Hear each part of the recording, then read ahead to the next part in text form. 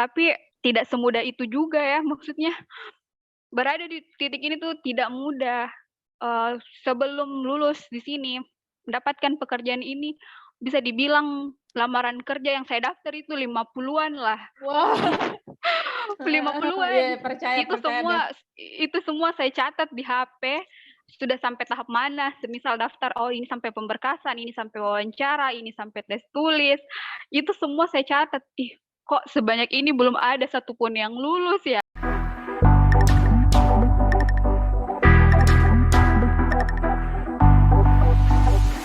Baik, Assalamualaikum warahmatullahi wabarakatuh. Selamat sore, Ima. Waalaikumsalam warahmatullahi wabarakatuh. Sore kembali. Ya Allah. Ima, seorang ASN baru yang pulang kampung. Apa dibahas? Oke, Ima, selamat datang di podcast habis kuliah. Yang intinya mau cerita di sini terkait mungkin beberapa pengalamannya Ima setelahnya menjadi sarjana kemarin. Kan sedikit banyak saya tahu tentang bagaimana keluhannya Ima waktunya sudah lulus. Masih kuingat waktunya, masih kuingat yang waktunya Ima bilang mau juga kerja Vi kayak kau, tapi ternyata Allah jawab dengan jawaban yang sekarang yang didapat Ima sekarang, alhamdulillah diluluskan sebagai CASN sekarang, Dek. Iya. Yang insya Allah akan jadi ASN, amin. Di kampung sendiri lagi, amin. Pulang kampung. Iya. Mungkin Mbak perkenalkan dirinya dulu, sekarang lagi sibuk apa atau apa yang sedang digeluti sekarang ke teman-teman saya di di YouTube. Ya, halo semua yang menonton ini. Perkenalkan saya Nur Hasima, alumni UNM Administrasi Negara. Sekarang kesibukannya sebagai abdi negara, abdi negara. Ya, baru alhamdulillah kemarin bulan 3 diluluskan sebagai abdi negara. Alhamdulillah. Gitu sih sekarang. Bagaimana pekerjaannya? Banyak atau santai? Gimana ya? Kadang banyak, kadang santai, ya seperti itu. Iya. Nah, ya sekarang Kak Ima atau teman Ima sekarang sudah sampai di titik mungkin jadi ASN yang kalau di Sulawesi Selatan saya yakinnya masih sebagian besar orang tua menginginkan anaknya jadi PNS. Itu masih rahasia umum, Dek. Alhamdulillah Ima adalah salah satunya. Tapi setahunya saya, Ima pernah beberapa kali kerja di sini, magang di sini, freelance di sini dan sebagainya. Nah, yang mau saya tanyakan, apa langkah pertama yang Ima lakukan? Nah, kan pada saat kita setelah lulus sarjana itu banyak pilihan ini, apalagi kita yang perempuan pasti banyak sekali pilihan. Mulai dari pasti yang menikah, kerja, kuliah, atau bagaimanapun itu. Nah, kenapa Ima mungkin memilih pilihan-pilihan? Nah, jadi mungkin bisa disampaikan pilihan-pilihannya kemarin apa, langkah-langkah yang dipilih apa, seperti itu. Iya, pasti ya kalau misalnya selesai kuliah kita pasti akan dihadapkan banyak sekali pilihan, sudah pasti. Seperti misalnya kita mau lanjutkan pendidikan, lanjutkan S2 kalau kita sarjana, terus kita pasti mau bekerja, atau yang ketiga kemauan orang tua mau nikah misalnya juga, ya kan. Jadi ada 3 pilihan kemarin yang memang dihadapkan sama saya pribadi ya waktu lulus kuliah. Nah, kalau dari saya memang pas selesai kuliah mau mencari pengalaman-pengalaman dulu. Tapi kendalanya kemarin itu 2019 akhir kan saya lulus. Kemudian masuk corona 2020 yang dimana banyak orang yang dipecat dari kerjaannya, tidak ada lowongan kerja. Jadi ya di situ galau-galaunya sebagai sarjana baru yang sedang mencari kerja tapi ternyata lowongan kerja itu sangat sedikit yang terbuka. Jadi beralih lagi lah tujuannya. Kayaknya cari kerja susah nih. Jadi uh, mau belajar deh untuk persiapan S2, persiapan beasiswa misalnya, seperti itu. Jadi mulai, kan kalau mau beasiswa biasanya dibutuhkan itu keahlian dalam berbahasa Inggris, keahlian dalam mengerjakan soal-soal ujiannya begitu. Jadi kita juga harus banyak belajar. Jadi kemarin sempat juga sih belajar untuk persiapan S2. Kemudian untuk pilihan yang ketiga itu, kalau itu sih apa ya, itu kan kalau saya bilang itu sudah ditentukan ya sama Allah gitu. Jadi nggak terlalu berpikir ke sana. Jadi kemarin memang 2 hal yang diperjuangkan, kerja dan lanjut Lanjut kuliah. pendidikan kayak gitu. Tapi kemarin yang ini pernah tidak mendaftar beasiswa? Karena setaunya saya, Ima memang kayak lebih banyak yang freelance, magang. Kalau beasiswanya pernah mendaftar? Kalau daftar sampai ke beasiswanya belum, karena kendalanya kemarin itu, saya masih belum terlalu jago bahasa Inggris ya sebagai syarat itu. Oh, Jadi sekarang belum sudah berani jago? juga. Belum, masih belajar juga. Sama ya, Mak. Karena sampai sekarang masih berniat juga untuk tetap lanjut pendidikan, walaupun sudah ceritanya ini pekerjaan tetap ya, tapi tetap masih ada niatnya untuk tetap lanjut belajar gitu. Iya, iya. Astaga, ada bosku. Ima, jadi kan kemarin itu waktunya pandemi, pasti surut ki, ya, apa namanya, kayak semangat tak bilang di mana mau ini pergi Vivi, di mana mau ini pergi Vivi. Nah, bagaimana caranya Ima untuk perbaiki kembali moodnya, untuk yakinkan ki bahwa ada hal baik di depanku? Oh, tidak mudah ya, Pi. Apalagi di tahun 2020 ya, yang dibilang itu corona lagi tinggi-tingginya di Indonesia. Banyak lockdown di mana-mana, perusahaan tidak menerima, banyak yang di PHK. Di tahun 2020 itu ya, titik terendah lah, bisa dibilang titik terendah lah dalam hidup, karena sarjana baru nih ya, sarjana baru, terus di Makassar. Dulu kan saya kuliah di Makassar, terus rencana mau cari kerja di sana, tapi susah beraktivitas, jadi harus pulang kampung. Di kampung harus menghadapi banyak orang. Oh, sudah lulus ya? Kok di rumah saja? Gimana ya perasaannya? Kadang harus nangis sembunyi-sembunyi di kamar. Tapi karena itu omongan orang. Karena omongan orang yang bilang, ih ngapain kuliah kalau cuma mau di rumah. Kayak gitu. Tetangga Indosiar. Iya. Ya, ngapain? Banyak yang tamat SMA bisa kerja. Kamu kerjanya kok di rumah gitu. Jadi kayak merasa kadang berpikir, saya tidak ada apa-apanya ya dibandingkan orang lain kayak gitu. Kayak kadang insecure juga sama apa yang kita punya. Kayak merasa, tidak ada apa-apanya. Kayak begitu, sempat seperti itu kemarin. Ya. Saya juga, Mak. Kan itu yang sama kayak waktunya 2000 berapa ya? 2020 akhir yang kayak bikin itu di lembaga itu. Iya. Kayak masa-masanya yang saya juga baru selesai magang, yang awalnya kerja kadang sebenarnya kayak sedikit memang dapat itu sampai akhirnya dapat kabar Ima mulai lagi magang di tempat yang pernah juga magang tapi di divisi berbeda. Saya mau bertanya ke Ima, apa yang ingin Ima sampaikan ke orang-orang terutamanya mungkin orang yang baru mau sarjana atau orang yang sudah sarjana tapi bingung mau ngapain? Iya, apa ya, untuk orang-orang yang di semester akhir sekarang, yang perlu dilakukan adalah perbanyak relasi sih menurutku, karena bisa dibilang di tahun 2020 setelah saya baru-baru lulus kuliah, di tahun 2001 selama saya juga belum dapat kerjaan tetap, apa yang menguatkan, apa yang terus menopang saya bisa hidup begitu ceritanya, karena saya punya banyak teman di organisasi atau di mana. Nah, dari situ saya memang tidak ada kerjaan tetap, tapi selalu saja ada rezeki dari Allah kayak gitu. Baik itu dari freelance atau dari proyek teman. Nah, di situ saya rasakan sekali seperti apa seorang teman, seperti apa menjalin suatu relasi kayak gitu. Pentingnya relasi. Jadi tidak salah sih yang orang bilang kalau kuliah itu jangan cuma ngampus pulang, tapi coba perbanyak hubungan dengan orang lain.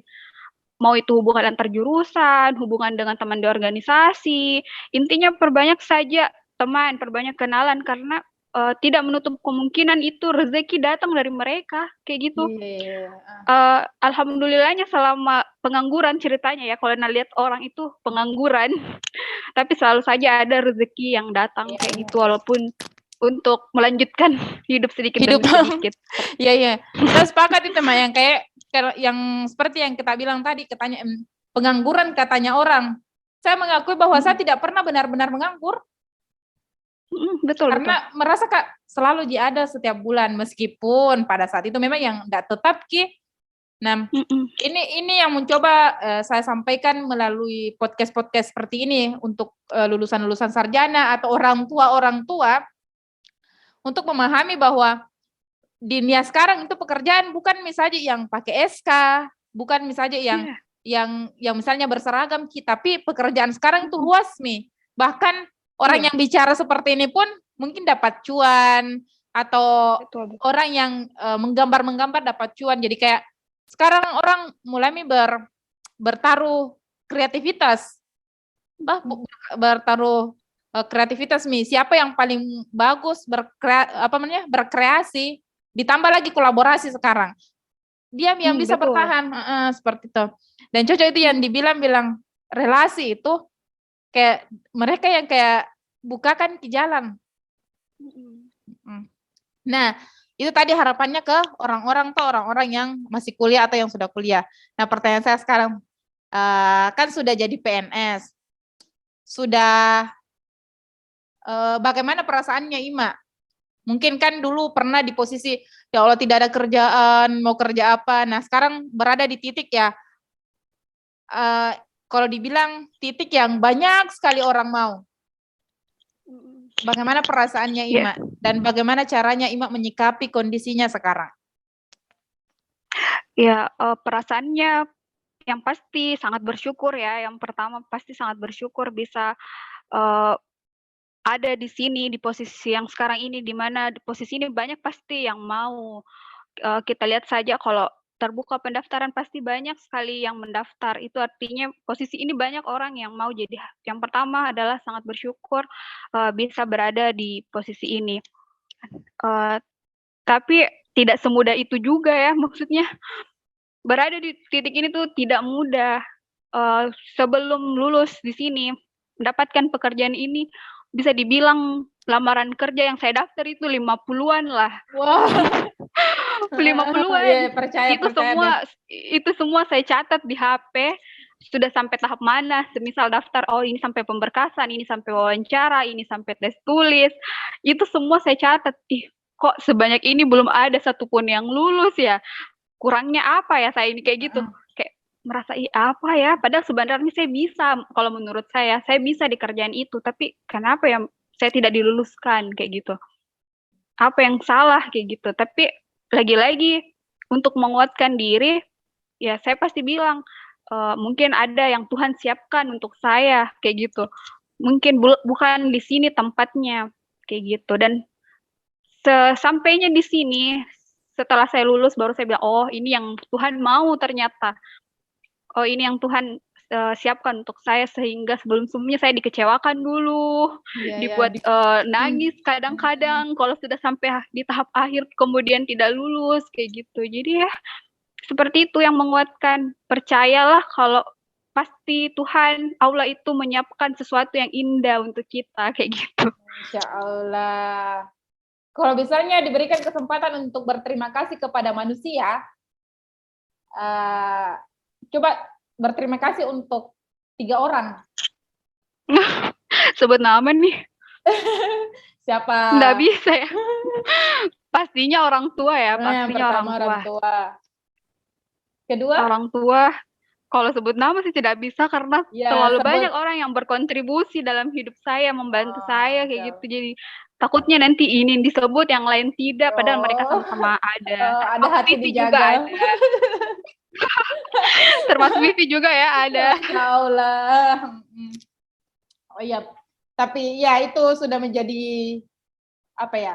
Bukan lagi pertanyaan. Kalau misalnya tentang keberhasilan dan kemudian kita mau berterima kasih, pasti yang pertama setelahnya Allah adalah orang tua. Orang tua. Orang tua. Nah, sekarang bagaimana tanggapannya orang tua terhadap kita, atau bagaimana tanggapannya itu tetangga-tetangga terhadap kita? Iya ya, sekarang ya. Tapi karena sekarang tinggalnya memang sudah di kampung, tapi belum tidak sedaerah juga sama rumah, jadi tidak terlihat juga sama tetangga-tetangga yang sering nyinyirin kemarin. Belum pernah melihat pakai baju seragam ya. Masya Allah. Cuma dengar kabar. Astagfirullah, tidak bermaksud bercanda. Ya. Tapi kayaknya sudah ini sih, kayaknya mereka sudah terbuka pemikirannya. Iya, gitu. Jadi saat kita tuh dicaci ki, dicerita ki, terkadang bukan ki jawaban perkataan yang perlu dilakukan, tapi jawaban pembuktian. Dan alhamdulillah Ima buktikan ki dengan cara seperti itu, alhamdulillah. Oke, mungkin tips-tips untuk ini, apakah begitu ya, supaya lebih bermakna ini yang dibahas. Tips untuk adik-adik mungkin yang mau lulus atau baru yang mau kuliah dan nantinya akan menjadi sarjana, apa yang paling perlu mereka persiapkan supaya tidak menjadi sarjana yang bisa menambah pengangguran, tidak menjadi sarjana yang lebih kreatif dari lebih kreatif untuk pengembangan ke depannya, seperti itu. Kalau tips, mungkin ini lebih ke pengalaman ya. Kalau saya untuk adik-adik, apalagi yang baru masuk jadi mahasiswa, pertama itu pentingnya adalah organisasi. Kalau menurut saya, organisasi sangat penting karena apa yang kita dapatkan di organisasi itu yang akan dilakukan nanti di dunia kerja, kayak gitu. Jadi gambaran kecil dunia kerja ada di organisasi. Kalau kita sudah bisa bekerja di organisasi dengan baik, baik itu sebagai panitia ataupun sebagai pengurus di organisasi, pasti insya Allah akan bekerja juga dengan baik di dunia kerja nantinya. Jadi perbanyak berorganisasi. Jangan cuma kuliah di kelas, kemudian pulang ke kos atau nongkrong, nggak jelas. Boleh nongkrong, yang penting nongkrongnya yang produktif, kayak gitu. Untuk adik-adik yang mau lulus atau sekarang sudah lulus tapi masih di posisi pengangguran ceritanya yang dilihat orang, jangan pernah patah semangat karena Tuhan pasti menyiapkan sesuatu yang indah di depan. Yang penting kita selalu mau berusaha, kayak gitu ya. Mungkin kadang kita berada di titik terendah sampai sudah malas kalau ada lowongan kerja, sudahlah nggak mau daftar, pasti nggak lulus, pasti ya begitu. Kadang mungkin kita ada di posisi itu, tapi boleh seperti itu, jangan lama-lama kemudian bangkit lagi, kayak gitu. Selalu berusaha. Yakinlah kalau kita tidak lulus di suatu tempat, pasti ada di tempat lain yang tepat untuk kita nantinya, kayak begitu. Insya Allah. Nah, kan ini aman ya. Jadi tadi tentang kerjaan aman. Alhamdulillah sudah dapat. Rencana untuk lanjut masih. Yang pilihan ketiga, yang bagaimana? Apakah sudah dekat atau masih mau berkarir lagi? Atau bisa disampaikan di sini? Astagfirullah. Kalau untuk yang ketiga, saya serahkan sama Allah ya, Vi, karena kita bisa berencana, apalagi sudah umur 25 tahun. Oh, kode ini. Sebenarnya untuk kita, kalau untuk pribadi diri saya sendiri tidak terlalu mau banget untuk nikah atau apa, tapi orang tua, ini lebih kepada orang tua yang ingin melihat anak perempuan biasanya kan dikhawatirkan seperti itu. Jadi mungkin lebih kepada bagaimana bisa buat orang tua lebih tenang lagi, apalagi anak perempuan sendiri, masih ngekos juga. Jadi ya kita lihat ke depannya semoga ada hal-hal baik. Amin. Insya Allah. Apa ya? Jadi ini ya pasti tinggal itu mami sih ditanyakan Ima. Pasti karena sudah bikin dapat kerjanya, pernikahan mah ditanyakan karena tidak mungkin anak, karena anak lewat di fase pertanyaan pernikahan. Seperti itu. Betul. Ya itu juga sih maksudnya apa ya, manusia itu tidak ada habisnya bertanya kapan. Pas kuliah kapan lulus, pas lulus kapan kerja, pas kerja kapan nikah, kapan punya anak, kapan ini. Satu Ya, gitu kayak ndak tanyakan. Kapan meninggal? Iya. So, itu Atau tanya balik deh, kapan meninggal? Astagfirullahaladzim. Ya, tapi terkadang tuh orang-orang di sekeliling tak kurasa mungkin caranya untuk menunjukkan bahwa perhatian ke kita adalah pertanyaan seperti itu. Tapi di sebagian orang juga merasa bahwa pertanyaan seperti itu justru yang buat pertemanan atau pertemuannya jadi kikuk Jadi itu nih teman-teman yang di YouTube mungkin yang nonton video ini sampai detik ini, alhamdulillah. Muka bilang, ya ayo deh sama-sama mulai dari diri tak masing-masing untuk tidak mempertanyakan hal-hal yang bikin kikuk, karena ini tadi salah satu buktinya Kak Ima. Dan beruntung karena Kak Ima mampu melewati kayak masa-masa pertanyaan yang nggak tahu mau jawab apa, mau rendahkan diri Rita atau mau terlihat baik tapi tidak baik-baik seperti itu. Apalagi Mak, ada pertanyaan? Iya, itu aja mau menyampaikan ke orang-orang yang suka bertanya kapan, tolonglah ya, maksudnya dijaga juga perasaannya orang. Mungkin di depan teman-teman dia terlihat baik-baik saja, tapi setelah pulang mungkin akan ada banyak pikiran, istilahnya overthinking lah setelah teman-teman bertanya seperti itu. Jadi ya mungkin teman-teman yang nonton ini ke depannya bisa untuk mengurangi pertanyaan kapan itu. Iya, semoga. Dan itu kalau saya sekarang intinya itu lebih mulai dari diri sendiri untuk tidak mempertanyakan hal-hal yang tidak masukku. Banyak jihal yang bisa dipertanyakan. Nah ini Ima, yang salah satunya menurutku bersyukur karena ada YouTube yang biasa post-post bilang ada tutorial ini. Jadi orang-orang itu jatuhnya tidak mempertanyakan kapan kamu menikah, tapi mempertanyakan bagaimana kontenmu, bagaimana channelmu, dapat uang dari channelmu. Meskipun sebenarnya agak sensitif kita kalau bertanya uang dari sensitif tadi, tapi menurutku bagus lah, lebih mendingan karena bukan jodoh tanyakan. Iya, biar itulah harus juga produktif biar orang-orang beralih pertanyaannya ke yang lain. Iya, mungkin juga kapan-kapan nanti Kak Ima bisa buat konten tips-tips untuk mempersiapkan diri menjadi juga, apa? Semoga harus konsisten dan belajar sama Vivi kayaknya dulu deh. Insya Allah. Konsisten apa? Dimulai dari memulai. Jadi mulai saya sih ini kalau ada postingannya Vivi pasti ada loncengnya karena bangga. Andalan ini YouTuber andalan apalagi trik analisis andalan banget nih. Insya Allah. Ini serius. Kalau cari sesuatu bingung mau pakai analisis apa atau Excel atau apa, pasti buka YouTube-nya Vivianti deh. Vivianti apa? Vivianti MM ya kan. Oke, Ma, terima kasih untuk sharing-sharingnya. Dan ya seperti ini Ji podcast tak sederhana yang kupanggil teman-temanku Ji.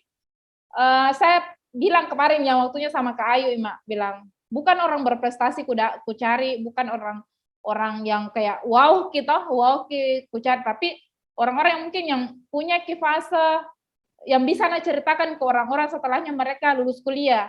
Karena kenapa aku buat ini podcast? Karena merasa Kak banyak orang yang salah paham tentang sarjana penambah pengangguran di bank. Padahal kan banyak yang bisa dilakukan selain menjadi karyawan kontrak atau karyawan di swasta begitu. Nah, semoga melalui video ini hadirnya Ima bercerita bahwa proses saya terus, mendaftar saya terus, bakalan ada jitu takdir yang simpankan ki Allah, karena tidak mungkin manusia lahir atau hidup tidak diberikan rezeki kita. Seperti itu. Ya Allah, kenapa kayak cerah maka Ima?